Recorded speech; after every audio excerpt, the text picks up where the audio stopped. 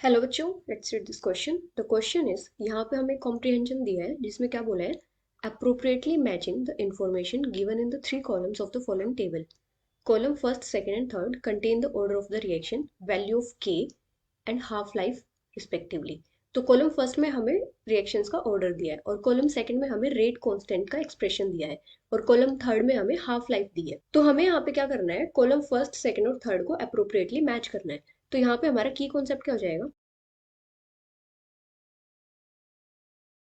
अगर हम पहले बात करें जीरो ऑर्डर रिएक्शन की,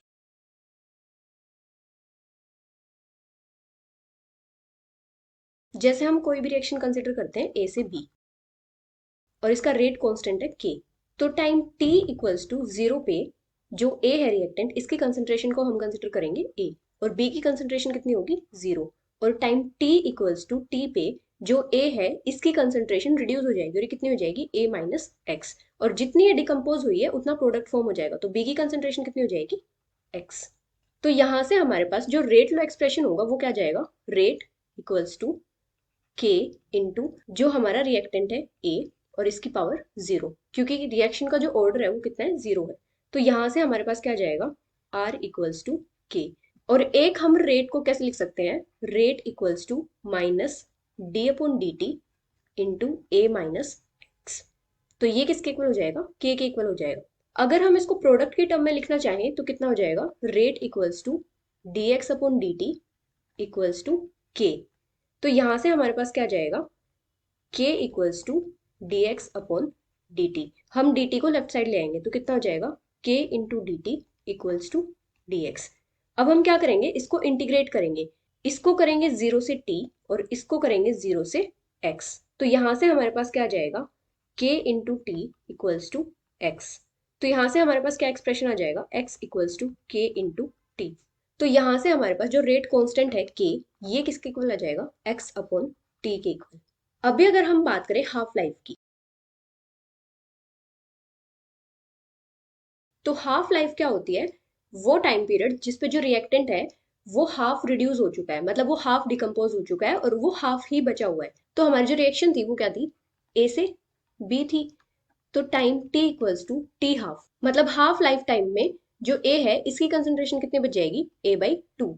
और जो बी है इसकी कंसंट्रेशन भी कितनी होगी, हाफ बन जाएगी, तो ए बाई टू। तो यहां से हमारे पास क्या जाएगा, जो एक्सप्रेशन था वो क्या था, x equals to k into T. अभी एक्स कितना है, ए by two equals to k into t half. तो यहां से हमारे पास जो टी हाफ है ये कितना आ जाएगा, ए अपॉन टू के।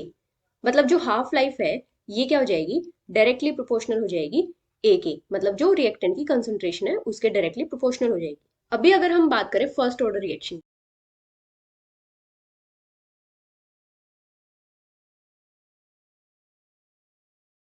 जैसे ये हमारे पास रिएक्शन है ए से बी, रेट कांस्टेंट है के। अभी क्या होगा, जैसे time t equals to zero पे इसकी कंसंट्रेशन है ए, इसकी zero. Time t equals to t पे इसकी कंसंट्रेशन है ए माइनस एक्स, इसकी एक्स। तो अभी यहाँ पे जो रेट लो एक्सप्रेशन है वो क्या हो जाएगा, rate equals to k into a raise to power one. और ये किसके इक्वल हो जाएगा, minus d a by d t equals to d b by d t. तो इसको हम क्या लिख सकते हैं, rate equals to k into a equals to d x upon d t, मतलब प्रोडक्ट की टर्म में हम इसको लिख रहे हैं। तो ये किसके इक्वल हो जाएगा, k into a minus x equals to d x upon d t. ये है टाइम टी पे। अभी जब हम इसको रीअरेंज करेंगे तो ये किसके इक्वल हो जाएगा, d x upon A minus x equals to k into d t. अब हम इसको इंटीग्रेट करेंगे जीरो से एक्स और जीरो से टी। तो यहां से हमारे पास क्या जाएगा, minus natural log a minus x equals to k into t. तो ये माइनस यहाँ पे ऊपर जा सकता है तो क्या हो जाएगा, natural log a minus x raise to power minus one equals to k into t. तो इसको हम क्या लिख सकते हैं, नेचुरल लॉग वन अपॉन ए माइनस एक्स, लिमिट्स हो जाएंगी जीरो से x equals to k into t. तो ये किसके इक्वल हो जाएगा, natural log A upon A minus x equals to k into t. तो यहां से जो रेट कांस्टेंट है के, ये किसके इक्वल आ जाएगा, one upon T into natural log ए अपॉन ए माइनस एक्स। अभी अगर हम बात करें हाफ लाइफ, तो हाफ लाइफ पे जो एक्सप्रेशन होगा वो किसके इक्वल आ जाएगा, k into t half equals to natural log A upon a by two. जो ए माइनस एक्स है ये किसके इक्वल हो जाएगा, ए बाई टू के इक्वल हो जाएगा। तो यहाँ से हमारे पास जो हाफ लाइफ है वो किसके इक्वल आ जाएगी, T half equals to 1/k into natural log 2 into A upon A से ए कैंसिल। अभी जो नेचुरल लॉग 2 है ये किसके इक्वल हो जाएगा, 1/k इंटू 0.693। तो जो हाफ लाइफ है ये किसके इक्वल हो जाएगी, 0.693 अपॉन के। तो यहाँ पे जो हाफ लाइफ है वो इंडिपेंडेंट है कंसंट्रेशन के। अभी अगर हम नेचुरल लॉग को लॉग में कन्वर्ट करेंगे तो यहाँ पे क्या आ जाएगा, 2.303 log A upon A minus x equals to k into t. तो यहाँ से जो रेट कांस्टेंट होगा ये किसके इक्वल आ जाएगा, k equals to 2.303 upon t log A upon A minus x. अभी अगर हम बात करें सेकेंड ऑर्डर रिएक्शन,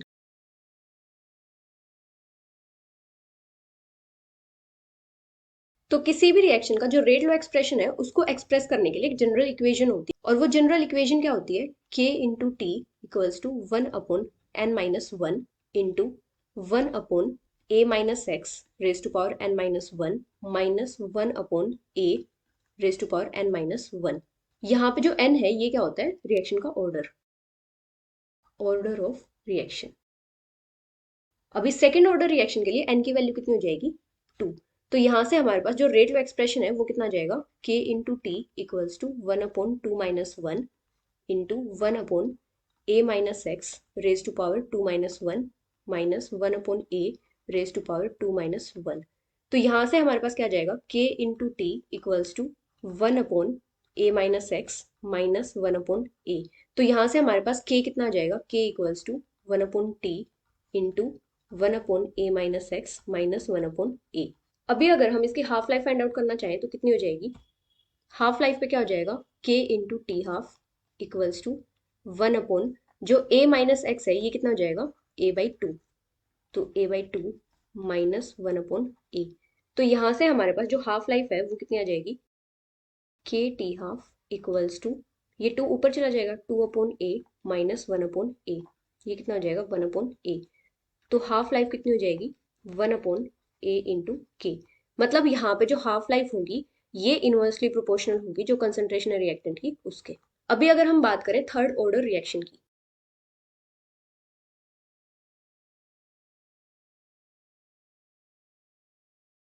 तो थर्ड ऑर्डर रिएक्शन के लिए n की वैल्यू कितनी हो जाएगी, 3। तो यहाँ से हमारे पास जो एक्सप्रेशन होगा वो कितना आ जाएगा, k into t equals to 1/3-1 into 1/a minus x 3-1 minus 1/a 3-1।